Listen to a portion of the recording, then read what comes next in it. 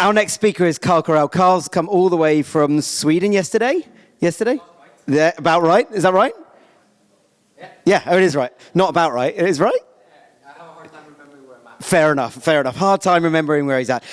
Carl is the CRO and co-founder at GetAccept, one of our partners and sponsors. His title of his talk today is 12 Months of Radical Change, how we have changed our sales process and org to through the toughest of times for B2B SaaS.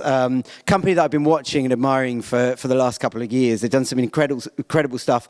He's the co-founder, as I say, and the CRO of GetAccept. It's an all-in-one digital sales room platform that enables revenue teams to increase win rates by engaging and understanding buyers from opportunity stage through to deal sign stage. What's incredible is that they've raised more than $30 million in venture funding from Bessemer Venture Partners, Y Combinator, Amino Capital, and DN Capital as well. Carl has previously co-founded several companies and has an extensive experience in scaling SaaS sales, go-to-market, leadership, and business development. And outside of GetAccept, Carl enjoys helping other founders and riding bicycles up mountains, apparently. So looking forward to hearing from Carl, who's traveled in yesterday. Carl, would you like to come up to the stage? Thank you very much.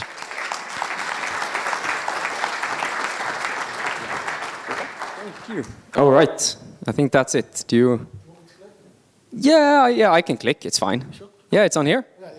That's good. Perfect. Let's see here. Nice to see everyone. Fantastic to be here. I actually spoke on the Salesforce office just before lunch for 800 AEs, and the attention wasn't not that great because the lounge was just over there, like you can smell it. So it's nice to actually be when people seem happy. I see some smiles on their faces. But anyhow, it's fascinating to listen. I sat nodding when Jamie was speaking. There was a lot of I think it's going to get into that in my talk, but I usually find myself the luckiest person when I'm the most stupid person in the room, which has been in a lot of occasions, but I'll get to that in a second. I want to talk a little bit about, let's see if this works. It went better than Salesforce. I had this clicker that went back and forth, and it was a really tough talk, and it was a lot of more people in that room, and I kind of stumbled a lot. But anyways, I think the case is here. You're sales leaders in this room, and I think talking about the reality of what we're facing at the moment is that this is absolutely the toughest time to be in a venture-backed business, to be in B2B sales, but particularly in B2B SaaS. It's the toughest it's ever been, and probably the toughest we're ever going to experience. You talk about being SDRs and BDRs, not knowing how it is to sometimes being able to be an order taker because you have inbound coming through the door and you have product market fit. But I think the case is, it's a year of radical change where it's been 12 months or 18 months, people have been changing. If you don't change, you're going to die. And that's quite simple. And I think you talked about people here being laid off. I think that's the effect of the companies not taking action too quickly. And I actually thought about I like quotes. I thought we're in the UK. We'll talk. Winston Churchill is the man behind this quote. Our CFO is in the room today. By the way, a former SDR of mine on one of my companies previously. So our CFO books meetings. By the way, you're talking about leading with example. But I think I'm a half, and we talked a bit about this, and you have a very inspiring story that I want to listen to sometime. Rowing across the Atlantic over almost 90 days by yourself. Very impressive. But I think you can look at certain things with half glass empty, half full, etc. But I'm a person of more the half full. I'm very positive. I see opportunity when things are maybe a little bit tougher at times. And I think also think about this, is more about the motivational thing. The people who are willing to truly fight when things are tough are the people who are able to gain so much more ground than everyone else. So if you're part of a business that are facing competition, your competition will dwindle and die if they're not fighting hard enough. If you're a sales leader and you have all these other people competing for your job, you're willing to fight harder. Hard work is a non-negotiable, and people have had that discipline and motivation will succeed.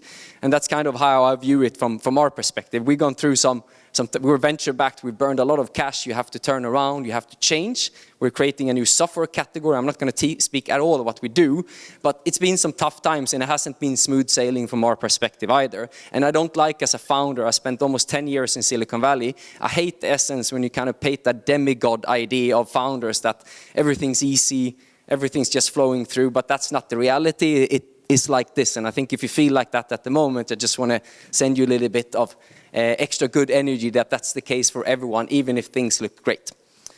So to provide a little bit more context, we're a B2B SaaS business. We sell B2B, so take everything I say today with a little bit pinch of salt. And my recommendation, and I love the word inspiration. So if I'm able to find something here that you can apply, one thing or two things or three things, don't try to do too many things at once. If I can find one thing, and I think Jamie said a couple of things that reasoned with me that I'll bring to our next Sales All Hands, and I'm going to happily rip it off and give you credit. But there's nothing in my life that I've done that doesn't come from someone else or inspiration from someone else. So again, don't have too much pride in that you have to create brand new things. Learn from the best. But I'm going to talk a little bit what we've actually practically done to turn around quite of a challenging time as a business. And hopefully there's a couple of golden nuggets here for everyone inside. So we have significantly invested in revenue operations, and particularly around, and you spoke a little bit before about data, right? Having the correct ICP. The difference is, if you think about businesses today, you maybe revised your ICP 3 months if you were really good and had a good team that could do it every 6 months, 12 months, some people on, 3-year basis. But today, things are changing so fast. You may have an ICP. We had, for example, a huge chunk of our revenue in B2B SaaS and other tech companies like ourselves. What happened 12 months ago? Cash is gone. People have no money to invest. They lay off 20-30% of their workforce. So we started looking at these things and did like a win-loss analysis and started looking at the revenue. We had a tough quarter in Q2. Why did our win rate go down? And we identified certain levels of how many people have let go, and there's no decision every single time. Didn't matter if we have perfect product market fit, and I came with the best solutions they've ever heard. So we took them out, fully out of it, revising our ICP, looking at these numbers. And the second part then, you have to invest then in data analytics. So we've hired, apart from using all the platforms that you saw, we purchase a lot of tech internally, and our CFO is here, and we're trying to, of course, cut our tech spend as well. So I'm not going to say too much what I want to invest. I'll have to have a good business case, even as a founder, right?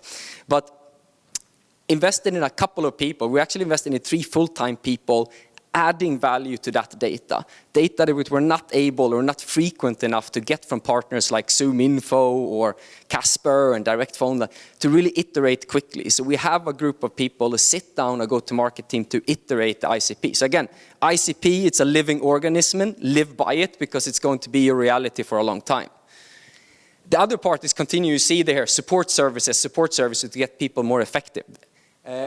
I think when it comes to sales enablement, it's so important. People significantly underinvest when it comes to sales enablement. And people are facing a situation today that even if you're on the same ACV, competing in the same market, those deals need more training, more understanding, because I think everybody here who's selling knows that you need more support from procurement, from finance, at your buyers. You need to engage more C-level people, and the vast majority of people are not equipped to make this happen.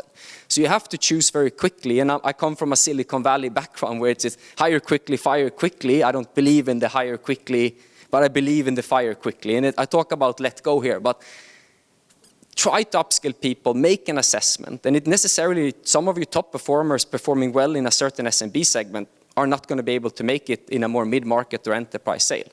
So assess them, are you able to upskill them? And be the better man and be the better leader in those situations. Actually tell them you're not going to make it, and it's not their fault, it's things that are changing. Help them to move on and have an exit strategy for those people. And I think as a good leader, not just a manager, you help them to find the next best opportunity and give them advice of where they should go. So that's just another thing about how you treat your people when they leave. And I think about integrity. With Jamie, you said a lot of things that resonate with me today. But I think also to making people successful, because salespeople, everybody in here are competitive. I'm hoping that's the case. We want to hit our quota, we want to earn money, we want to make our career paths. And if you allow for better support and actual higher quota capacity, you can have fewer reps, being more cost efficient, and it's easier to manage as well because you don't have a head count of 10, 12 direct reports to a sales manager, for example. They can have 6 or 7 instead, which is more of an ideal head count, for example. It's challenges that we've had and realizations that come for us at GetAccept.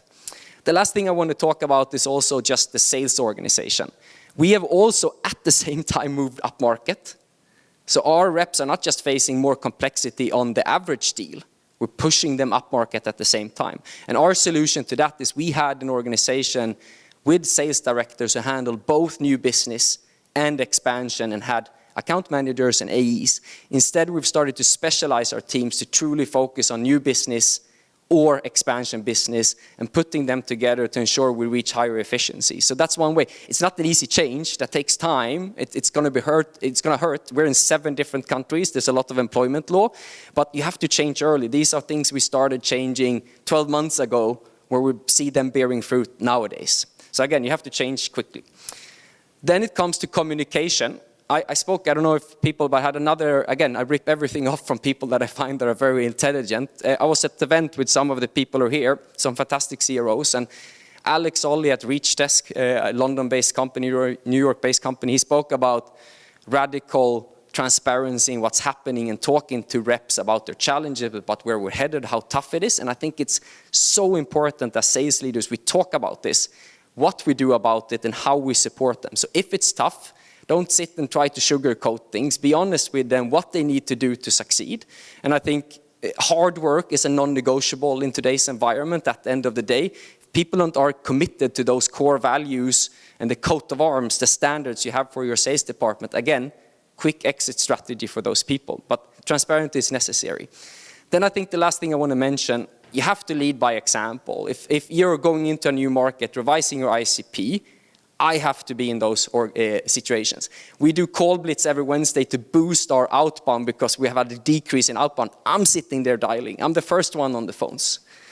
We can get our CFO to join at times to showcase no one's too big enough, too big for the role or the title to not sit down and pick up the phones.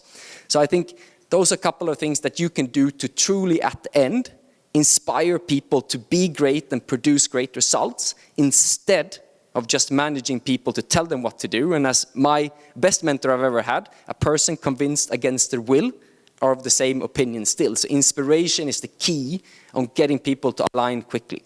So to summarize everything, focus is key. ICP is a living organism.